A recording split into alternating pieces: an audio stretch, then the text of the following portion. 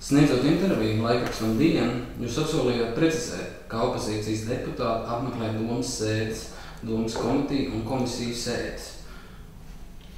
Jā, tik tiešām man žurnāliste Zandere uzstādīja jautājumu, bet vai opozīcija tiek uzklausīta, un tad viņa vēl, faktiski, apgalvojuma formā uzstādīja jautājumu atsevišķiem, cik es saprotu, domas deputātiem nav atļauts piedalīties ne komitejas, ne komisijas lēmumu pieņemšanā. Lūk, un domas mārketinga nodaļas vadītāja žurnālistei Zanderei iedeva šos datus par to, kā opozīcijas deputāti apmeklē domas sēdes, domas komitejas sēdes un komisijas sēdes, bet, diemžēl, intervijā, kas tika publicēta laikrakstā Diena, tā informācija neparādījās. Un es no galvas toreiz, kad devu interviju, kas tagad skatījušies iepriekšējo sadaļu, viņi, es toreiz no galvas to nevarēju pateikt. Tad domas deputāti lēmumus pieņem, sāksim ar to, ka tās ir komisijas. Tajās darbojas gan domas deputāti, gan vienkārši ventspilnieki, dažādu partiju pārstāvi un arī nevalstiskā sektora pārstāvi, vienkārši fiziskas personas.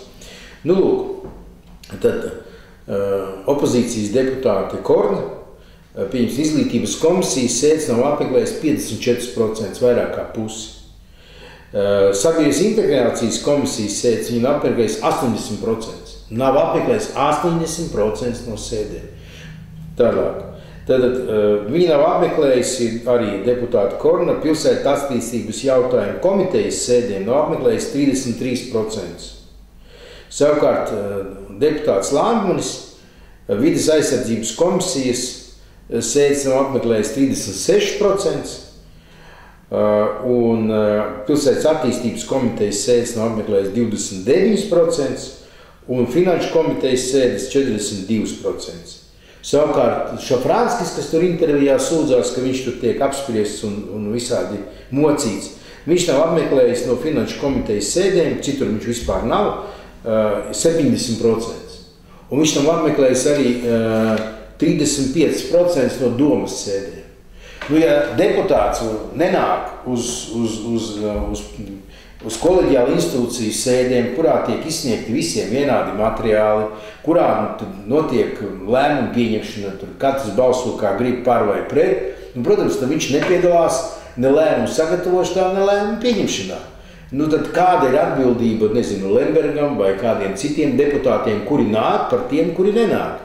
Viņi jau ir brīvi, viņi var nenākt vispār ne uz vienu, ne komisijas sēdi, ne komitejas sēdi, ne uz domas sēdi.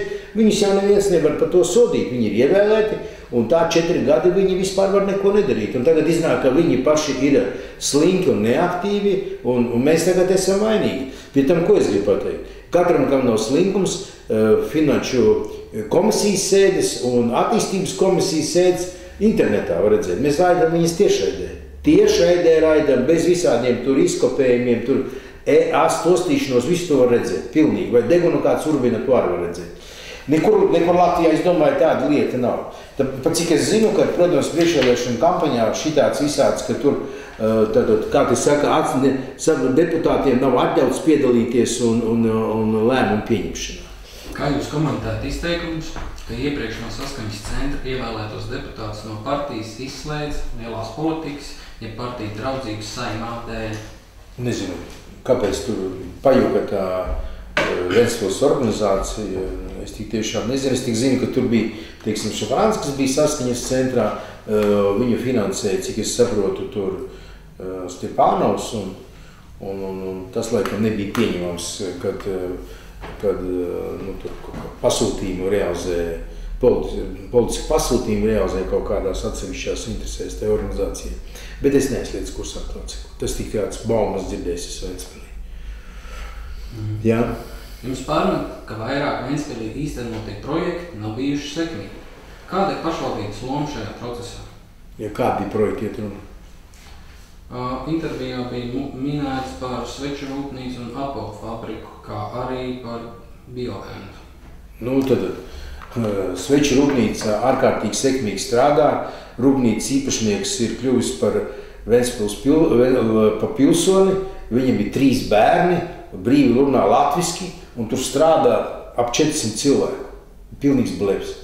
Bioventi strādā, ražo biodegvielu, ja nemaldos, biodīzeli, un tad arī blefs. Ja runājam par apavu rūpnīcu, tā tik tiešām darbojās, bet tas nebija ne šajā sasaukumā, ne iepriekšējā sasaukumā, bet man liekas kādi gadi, 11 gadi atpakaļ. Jā, tā tik tiešām tika savu darbību uzsāka, bet neveiksmīgi, bet, nu, protams, pirms 11 gadiem. Jā. Sula termināls ir uzņēmums, kuri daudz piemin kā slikto piemēru, jo tas tā arī nesāk strādāt. Vai tiešām Brīvostai ciet uz zaudējumu šajā projektā?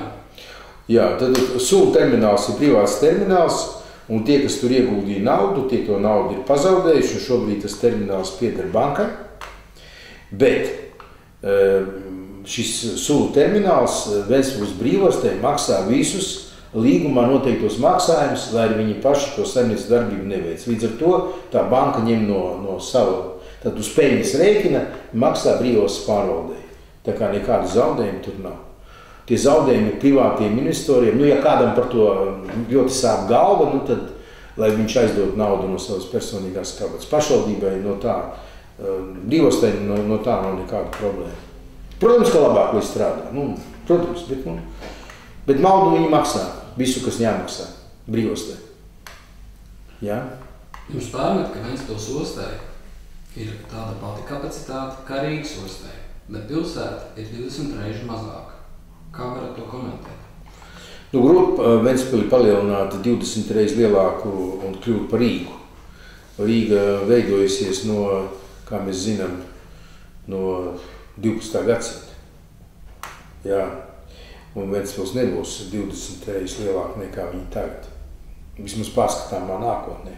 Katrā gadījumā mēs tādā negribētu dzīvot, tik lielā pilsētā. Nu, katram ir savi mērogi, ir savas proporcijas. Mums ķīnieši piedāvāja sadraudzības pilsētu, kurai ir līdzīga osta kā Ventspilī. Tur ir 5 miljoni iedzīvotāji, ko mēs tāpēc ķīnieši vainosim, ka viņiem ir pa daudz iedzīvotāji, pa mazu ostu. Jums pārmet, ka nesniedzat informāciju domas opozīcijas deputātiem, neļaujat viņiem piedalīties komisijas sēdēs. Vai tas atbilst patiesībai? Nu, es tikko atbildēju. Viņi nenāk ne uz komisiju, ne uz komitejas sēdēm. Ješa Franskis nenāk 70%, Koha 80%, tur integrācijas komisija, Landmanis pār 40%, vides un tā. Es tikko atbildēju uz to jautājumu. Jā. Ja cilvēki nenāk un neinteresējas, līdz ar to, protams, kad, ja viņi negrib strādāt, mēs tā viņu vietā neko nevaram izdarīt.